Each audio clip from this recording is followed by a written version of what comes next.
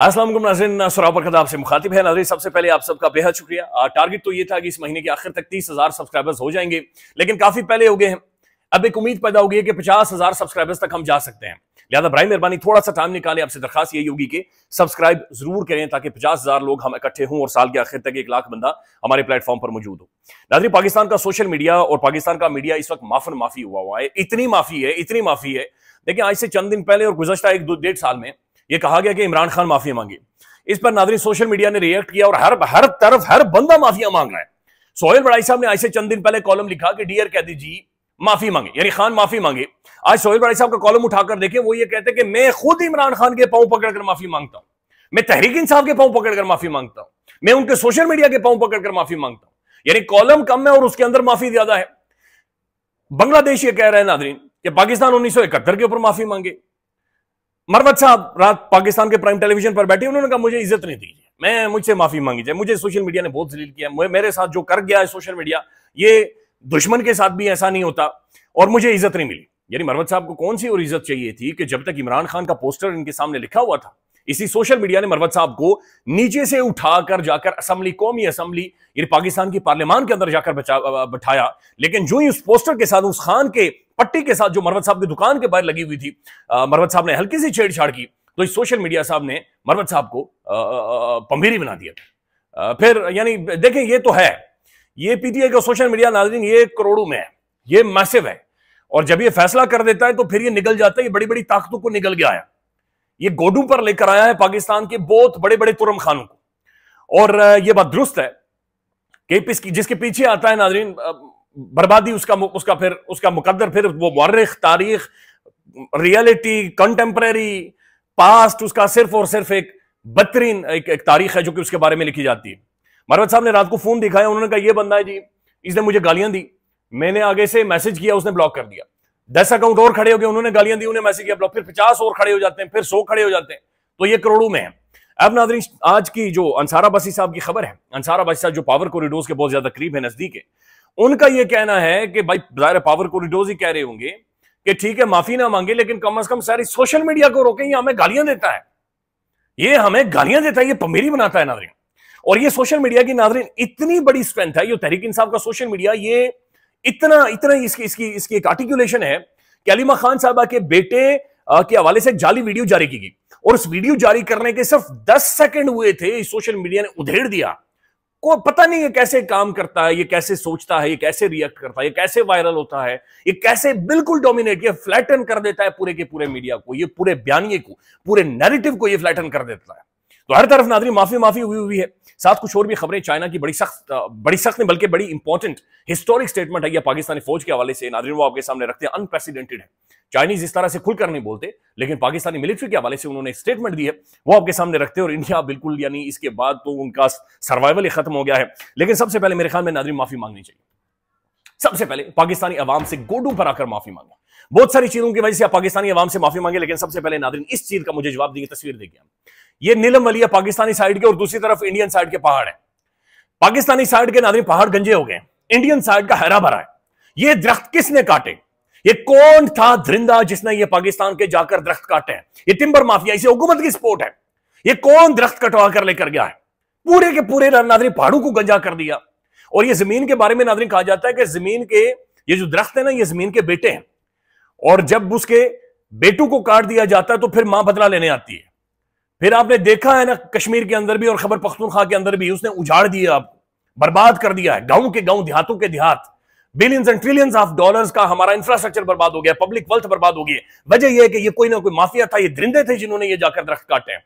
ये बहुत पेनफुल है नाज़रीन, बहुत ज्यादा तकलीफ दे है। एक दरख्त बड़ा होने में 100 साल लगते हैं, 150 साल लगते हैं, बिल्कुल। और नीचे एक और तस्वीर देखें नाज़रीन, ये दरिया भरे हुए हैं। जब सैलाब आया, पानी आया, तो उसके अंदर इतनी बड़ी लकड़ी ये किसने काट कर कहां पर संभाल कर कहां पर छोड़ी हुई थी, ये नाज़रीन समझ से बाहर है। लेकिन जिस तरीके से ऑपरेट कर रही है गैर मामूली है।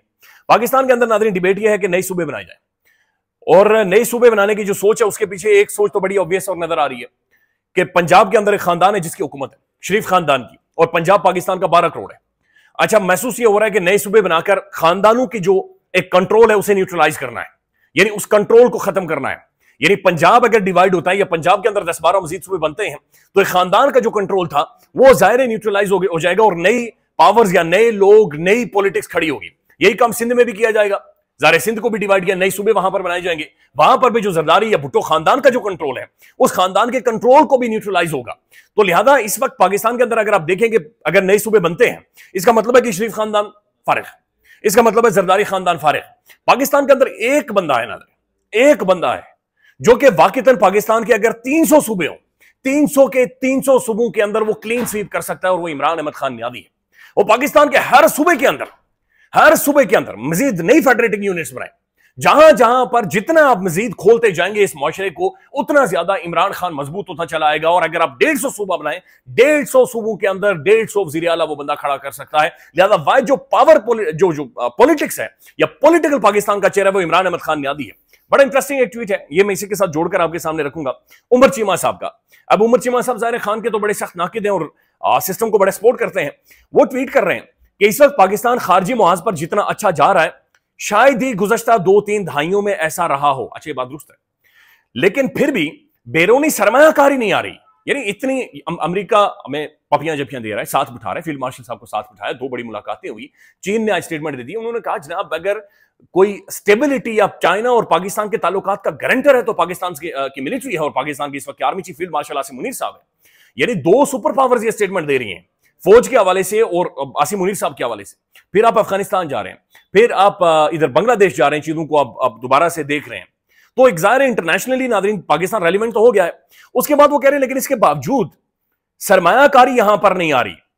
एमओयूज़ पर दस्तखत तो आ जाते हैं, लेकिन हमारे पास एक धेला नहीं आ रहा। उसके बाद ये कहते हैं कि हमारा जो माशी निजाम है वो ठीक नहीं है। मेरे ख्याल में मसला माशी निजाम का नहीं, मसला हमारे मुल्क के अंदर पॉलिटिकल स्टेबिलिटी का नहीं। हमारे पास पॉलिटिकल फेस नहीं है। हमारे पास जो पॉलिटिकल फेस है वो जेल के अंदर बैठा हुआ है। ये सरमायाकारी, मुआशी ग्रोथ, संजीदगी, मुल्क का प्रोग्रेस करना, बिलीव यू ऑन मी, ये इस चीज के साथ जुड़ा हुआ है कि आइन की अमलदारी इस मुल्क के अंदर हो, जहां पर अदालतें फंक्शनल हो, जहां पर इदारे अपने डोमेन के अंदर मौजूद हो, जहां पर पॉलिटिकल पार्टीज फंक्शनल करें, जहां पर अवाम का मैंडेट लेकर अवाम का प्राइम मिनिस्टर जब तक नहीं बैठा होगा, सरमायाकारी नहीं आएगी, पैसा नहीं आएगा, पाकिस्तान फाइनेंशियली, इकोनॉमिकली नाज़रीन ग्रो नहीं करेगा। और ये एक रियलिटी है जो कि बड़ी ऑब्वियस है। लिहाजा जितनी अच्छी पोजीशन में भी पाकिस्तान आ जाए, जब तक हम लोग एक पॉलिटिकल स्टेबिलिटी की तरफ या अवाम के लेजिटिमेट लीडरशिप की तरफ नहीं जाएंगे, तब तक ये कुछ भी नहीं हो सकता। नाज़रीन, पहले अंसार अब्बासी साहब की खबर आपके सामने रख देते हैं और उसके बाद चलते हैं और शोएब इब्राहिम साहब का कॉलम आपको सुनाते हैं, जिसमें सिर्फ माफी है, यानी इतनी माफी है कि 36 दफा सिर्फ माफी है। नाज़रीन, अंसार अब्बासी साहब कहते हैं कि इमरान खान की माफी पर बहुत बात हो रही है। इस हवाले से फौज का क्या मौक़िफ़ है वो सबके सामने है, जिसका इजहार फौज के तर्जुमान शायद एक से ज्यादा बार कर चुके हैं। हुकूमती वज़ीर मुशीरों का भी यही कहना है कि इमरान खान के मुश्किलात 9 मई के वाक़यात में माफी तलाफी से ही खत्म हो सकती हैं। अब होगा क्या शायद किसी को खबर नहीं है, लेकिन इस हवाले से मेरी राय में, यानी अंसार अब्बासी साहब कह रहे हैं मेरी राय में, और इनकी कोई राय नहीं होती वैसे, इमरान खान और तहरीक इंसाफ की मुश्किलात में कमी इमरान खान की माफी मांगे बगैर भी मुमकिन है। यानी 2-2.5 सालों से पूरा तड़ लगा लिया कि यह बंदा माफी मांगे। एक बंदे को तोड़ना था नाज़रीन, एक बंदे को, 25 करोड़ अवाम के अंदर सिर्फ एक बंदा था जो नहीं टूट रहा था। यानी मेरे जैसा जायल तो खैर टेलीफोन के ऊपर माफिया मांगना शुरू करा, सर मैं माफी चाहता हूं, थोड़ा ऊंचा बोल गया हूं, माफी चाहता हूं, मैं ये कर गया हूं। बड़ाई साहब जैसा बंदा नाने क्रिपल कर गया, वो आज कह रहे हैं कि मैं सबसे माफी मांगता हूं, गोडे पकड़कर माफी मांगता हूं। 25 करोड़ अवाम के अंदर नाज़रीन एक बंदा है, एक जना है, एक शेर है, वो कह रहे हैं नहीं मांगूंगा माफी, नहीं मांगूंगा। वो आगे से और गालियां देता है। अंसार अब्बासी साहब कह रहे हैं कि इमरान खान की माफी के बगैर भी हल निकल सकता है। इसके लिए खान साहब को सिर्फ अपनी हिकमत अमली को बदलना होगा।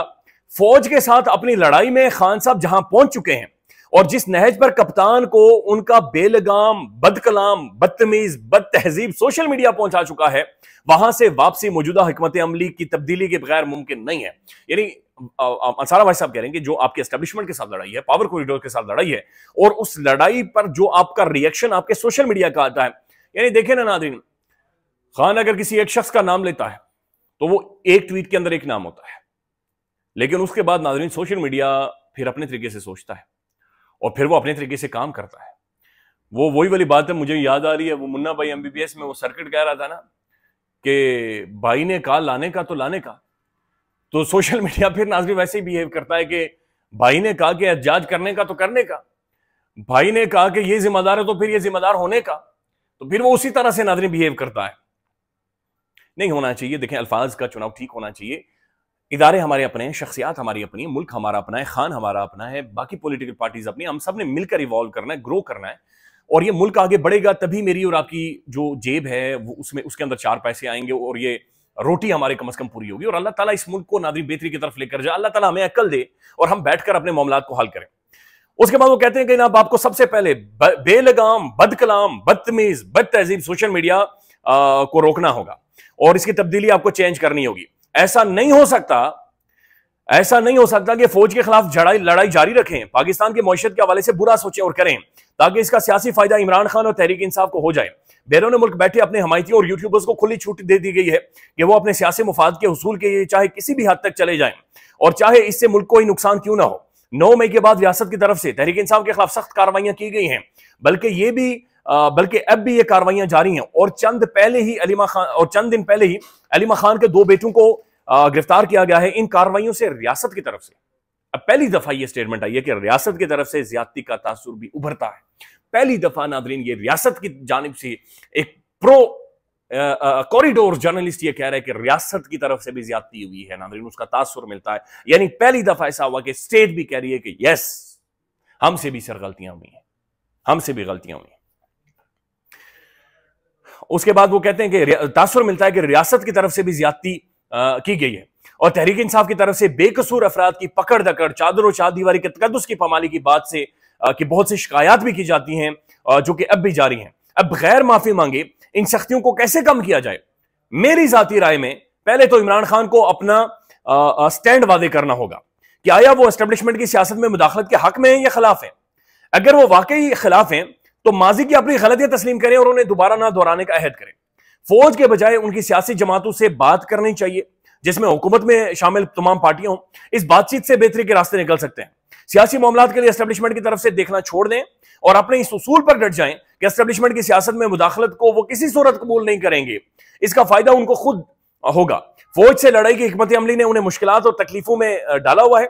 इमरान खान की फौज के हवाले से और इस पर तनकीद करने वालों के बारे में जो राय थी वो इसके सामने है और यह कि फौज इस मुल्क की सलामती के लिए कितनी अहम है, तो ये राय भी इमरान खान बदलें। तो ये पहली दफा स्टांस आया है कि जनाब स्टेट की जानिब से भी कुछ गलतियां हुई हैं। खान साहब अपने सोशल मीडिया को रोकें, पॉलिटिकल पार्टी से बातचीत करें और हम कोई हल निकालते हैं।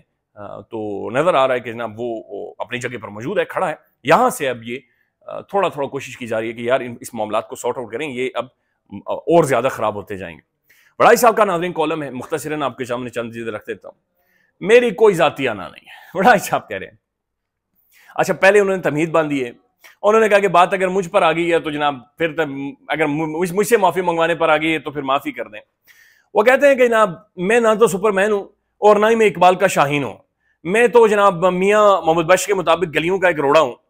मुझे हालिया वाकयात पर अफसोस है और मुझे अफसोस यह है कि मैं खुद खबर बन गया और इतनी बड़ी खबर बन गया कि रोला पड़ गया। उन्होंने कहा कि सबसे पहले मैं डॉक्टर फिजा अली से माफी मांगता हूं। उन्होंने मुझे कहा था कि मैं एक अच्छे मुल्क में होता तो मैं बाथरूम साफ करता। मैं उनके सामने माफी मांगकर कहता हूं कि आपने ठीक कहा था। उसके बाद मैं हमाद अजहर से भी माफी मांगता हूं, मैं शहबाज गिल से भी माफी मांगता हूं, मैं फैसल वावडा से भी माफी मांगता हूं, मैं जनाब तहरीक इंसाफ के हर छोटे बड़े जो मुझसे नाराज हैं उन सब से मैं माफी मांगता हूं। मैं जनाब तमाम तर इख्तलाफात और सब चीजों की वजह से हर बंदे से माफी मांगता हूं। मैं जनाब जनरल अहमद शरीफ चौधरी साहब से कि उन्हें मुझसे गिला हुआ, हालांकि ना मेरी ऐसी कोई नीयत थी ना ख्वाहिश थी, मैं उनसे भी माफी मांगता हूं। मुझसे इख्तलाफ करने वाले साफी भाइयों, हमें सबका मुकाम सबका मुकाम मुझसे बड़ा है। मैं तो उन बड़े नामों की खाक भी नहीं छू सकता। मैं खुद जाती तौर पर इनका ममनून हूं कि उन्होंने इख्तलाफ किया और मेरे ऊपर बातचीत की, मैं उनसे भी माफी मांगता हूं। आखिर में अर्ज है कि जाती एनात का अहवाल तो आपने सुना, मगर मैं अपनी साफ्ती आना को कोशिश के बावजूद नहीं मार सकता। मुझे मेरी साफत करने दी जाए। दर्दनाक है कि मुझे मेरी साफत करने दी जाए। अहले सियासत और अहले साफत में से जिसको मुझसे इख्तलाफ है वो अपनी सियासत और अपनी साफत करें। मैंने अपनी जिंदगी में दूसरे की साफत या इख्तलाफ को उसूल के अलावा उसके साथ इख्तलाफ नहीं किया। मैं कोई जाती स्कैंडल सामने नहीं लेकर आया, मैंने शाइस्तगी नहीं छोड़ी, मैं साफ्ती दायरा कार से बाहर नहीं निकला। इसके बावजूद मैं इंसान हूं, मुझसे गलतियां हुई हैं, अगर कहीं मुझसे गलती हो गई है तो मैं इस पर हमेशा माफी और माजरत के लिए तैयार हूं। मैं सिर्फ बुल्ले शाह की बात पर यकीन रखता हूं कि किसी इंसान का दिल ना तोड़ा जाए कि रब दिलों में बसता है। सियासत और इख्तिदार वालों की जो मर्जी करें, इख्तिलाफ और वो भी शाइस्तगी से हम साफियों का हक है, अगर इससे भी रोका जाएगा तो मुआशरा बेरंग हो जाएगा। उन्होंने कहा कि भारत के अंदर हुकूमत की चापलूसी कर रहे थे साफी, तो पूरा इंडिया कोलैप्स कर गया। पाकिस्तान की अच्छी बात यह है कि यहां पर लोग बोलते हैं, बात करते हैं और एक डिबेट और डिस्कशन होती है। इस वजह से पाकिस्तान के मीडिया को बड़ा मोतबर मीडिया कहा गया है। फिर उन्होंने कहा कि जनाब साफत होनी चाहिए और एक जगह पर उन्होंने लिखा है कि मैं इमरान खान से भी जनाब पांव पकड़कर मैं माफी मांगने को तैयार हूं, अगर वो समझते हैं। बल्कि एग्जैक्ट मैं लाइन ढूंढ रहा हूं कि मैं पढ़ सकूं जो उन्होंने इस हवाले से लिखी है। और बहरहाल उन्होंने सबके साथ माफी मांगी और आखिर में उन्होंने कहा कि मैं आखिर में बहरहाल उन्होंने सोहेल बड़ाई साहब ने यह कहा है, आखिरी जो लाइन है वो बड़ी इंपॉर्टेंट है कि साफत मोतबर होगी तो मुल्क मोतबर रहेगा। मेरी माफी हाजिर है, बस हमें थोड़ी स्पेस चाहिए, दिल बड़ा करके वो देते रहें। यानी उन्होंने दरखास्त किया कि इब्राहिम अरबानी हमें बात करने दें, हमें गुफ्तगू करने दें, हमें डिबेट करने दें। और ये बात बड़ाई साहब की ठीक है। हम भी माफी मांग कर ये कहते हैं कि सर थोड़ा दिल बड़ा करें, स्पेस दें, बात करने दें, एक पार्टी को पनपने दें, अगर उसकी जड़ें हैं उसे मजबूत होने दें। एक पार्टी के लोगों के साथ इतनी ज्यादती ना करें, इतनी ज्यादती और इतना जुल्म ना करें कि मुश्किल हो जाए, फिर कम बैक इस मुल्क के लिए मुश्किल हो जाए। आज बांग्लादेश हमसे कह रहे हैं कि आप हमसे माफी मांगे। बंगाली क्यों कह रहे हैं नादिल? 1971 की हमारी एक तारीख है। आज इसाक डार साहब ने वहां पर एक मजहबी टच दे दिया। उन्होंने कहा जनाब देखें जी, इस्लामी तालीमात यही कहती हैं कि माफ कर देते। बांग्लादेश क्यों माफी मांग रहा है? हमारी गलतियां थी, हमें सबको माफ करना चाहिए और हम सबको माफी मांगनी चाहिए। सबसे पहले कौम से, अवाम से, लोगों से नादरीन माफी मांगनी चाहिए। ख्याल रखिएगा। अल्लाह हाफिज।